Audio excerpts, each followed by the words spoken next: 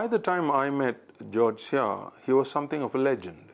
He was a Supreme Court judge who had been thrown out of a job because of the Judicial Crisis, because he issued an injunction with a group of 4 other judges to stop the tribunal, which had been set up by the then Prime Minister Mahathir, from hearing a complaint filed by the government against the then Lord President, Tun Salleh Abas. I met him. He was sitting across the arbitration table, silent, austere, and spoke softly. After many, many days of arguments, I think it was more than 30 days, he issued me an invoice. He gave one to me, and he pushed one to the respondent. And I looked down, and I saw the numbers 3,000 written there. In those days, retired judges would ask you as much as 50,000 ringgit as deposit. And daily refreshers were easily in the sum of about 7,500 ringgit.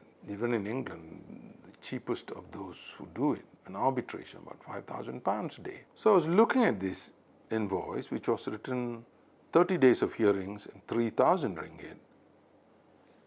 And he smiled and he said, "Mr. Ganesan, do you think I've got my decimal places wrong?" I said, "Sir, we've had 30 days of hearing. We had agreed to a discounted rate about 4,000 ringgit a day. And I think there is something wrong with the calculation. I think it should be about 120,000 ringgit. And he said, "No, the number 3,000 is quite right. As you know, I'm a Catholic, and any monies that I make out of arbitration goes to the Catholic cloister. And I'm not doing this for money." I remember during one of those breaks during arbitration, I asked him, "You know, you sat in a tribunal that in fact challenged the decision made by the Prime Minister, as a result of which you paid the ultimate price. You were kicked out of the judiciary. Suppose you were given another chance and you had the same case, what would you do?" And he said, without thinking, shrugging his shoulders, "Do the same thing. The law is the same. The conclusions were the same. I was compelled to act under the law." And I said, "Do you have any regret?" He said, "No."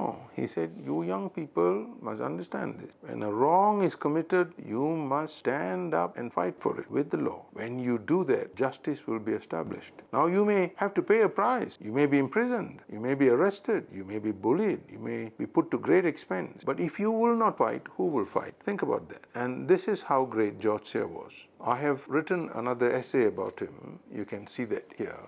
I told him to tell me a story. I said, "You know, when I was first made a judge, I needed a driver, and suddenly I was importuned by 5 or 6 applications, and they all came from ministers in the government. I rejected all of them, and I appointed someone who I trusted. And whenever I opened an account, because he was born in East Malaysia, he had to come to Peninsular Malaysia to continue his work when he was promoted to the Supreme Court. He would tell his bank manager, 'You are not to receive any money into my account unless I call you and tell you that I had deposited the monies.' And that is how honest George Seah was. And eventually, after a very difficult period of hearing, I think it was at least 6 years it took us to finish the case. He heard us out. There were many adjournments for unavoidable reasons, and eventually, I remember, he gave a decision in favor of my clients. I had pleaded implied terms, and in my heart I thought I was going to lose. After he had read out his award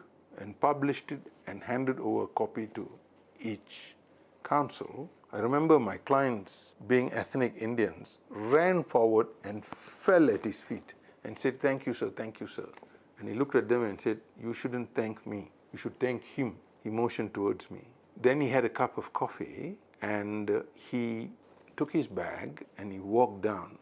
My wife was waiting downstairs for me, and as he went past her, he looked at her and said, "Are you Mrs. Ganesan?" And she said, "Yes." He says, "My name is George Seah." And afterwards, he said certain words to her about me, which I hold dear to this day. That is how I remember him. And shortly after that, Datuk George Seah fell ill and passed away. He was a great example to a great many judges. He was a great son of the nation, a man who was prepared to sacrifice everything. Thank you very much for listening to this story about one of the greatest judges we had.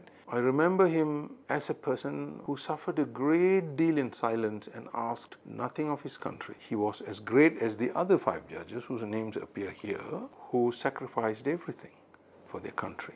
Please remember him in your thoughts, because men like him should become immortal in our memories. Goodbye and thank you very much.